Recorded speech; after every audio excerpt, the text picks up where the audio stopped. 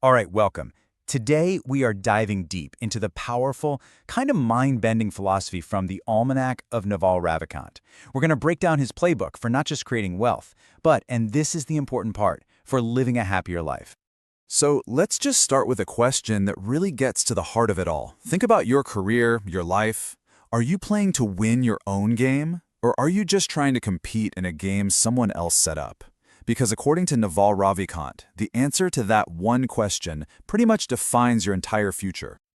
You see, Naval argues that most of us are playing one of two very, very different games, and we probably don't even realize it. Just figuring out which game you're in, that's the first step to changing everything.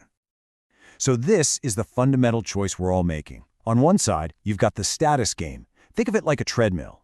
It's a constant battle where for you to win, someone else has to lose. But the wealth game, that's completely different. It's about creation. It's a positive-sum game where you win by making the pie bigger for everybody. And really, the only person you're trying to beat is the person you were yesterday. Okay, so if the status game is a trap, how do you get out of it? How do you even begin to play the wealth game? Well, it all starts by unlearning what we've been taught and really embracing a whole new set of rules. First things first, we've got to redefine wealth. It is not your salary. It's not how much money you make per hour. True wealth is the stuff you own, the assets that are working for you 24/7. It's the business, the software, or the content that's out there earning you freedom even while you sleep. And money? Money's just the tool. It's how we move that wealth around. Think of it like a social IOU. It's the short-term transfer, not the long-term goal. And status? Status. That's the great distraction, isn't it? It's that ancient evolutionary game that pits us against each other, and it pulls our attention away from the real prize, which is building things that actually have value. And this quote just nails it. The ultimate goal here isn't money. It's freedom. The kind of freedom that comes from owning your own time. When you chase status, you are literally chaining yourself to what other people think of you for the rest of your life. So, if trading your time for money is the old way, what's the new way? Well, it really comes down to two forces that act like massive multipliers on anything you do: leverage and judgment.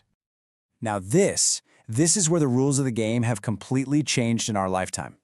Leverage used to mean you needed a bunch of money or a bunch of employees, but today, the most powerful leverage is what's called permissionless. Anybody with a computer can write code or create media that can be copied infinitely, reaching millions of people at basically zero cost. That's insane. And here's the playbook for how to apply it. You start with what he calls specific knowledge. That's just a fancy way of saying that thing you're naturally obsessed with. Then you use leverage like code or media to amplify it. But all that leverage is useless without good judgment to guide your decisions. And when you put it all together, that's how you create value at a massive scale. Because in the end, all leverage really does is magnify your judgment. It's like a giant megaphone. Good decisions, made consistently, compound over decades. And that turns tiny inputs into absolutely enormous outputs. This one skill, judgment, is what separates the temporary wins from real lasting wealth. But this whole framework, this system for building wealth, it's not really just about piling up resources. It's actually designed to lead to something much deeper, which brings us to, the real prize of the game. So why go through all this trouble? If the goal isn't status, and it's not just about having a big pile of money, what are we actually playing for? What's the point? And the answer is kind of surprising. The point of wealth isn't to buy happiness. It's to buy the freedom that allows you to practice happiness. Naval argues that happiness isn't some destination you get to. It's a skill you develop. It's an internal state you have to choose to work on every single day. And the path to getting there is totally counterintuitive. It's a process of subtraction, not addition. It's about letting go of the outcomes you can't control, wanting less, and just choosing to be present. Because as Naval says, real wealth isn't a number in your bank account. Real wealth is a quiet mind. Okay, so we've talked about the games, the rules, the real prize. So what now? What do you do with all this stuff? How do you actually apply these big ideas? And this might be the most important part of all. Don't think of these ideas as a checklist. They're not a recipe. They're mental models. Think of them like a new pair of glasses to see the world through. They're not designed to give you the answers. They're designed to help you ask much better questions. Exactly. This whole thing isn't a how-to manual. It's a lens.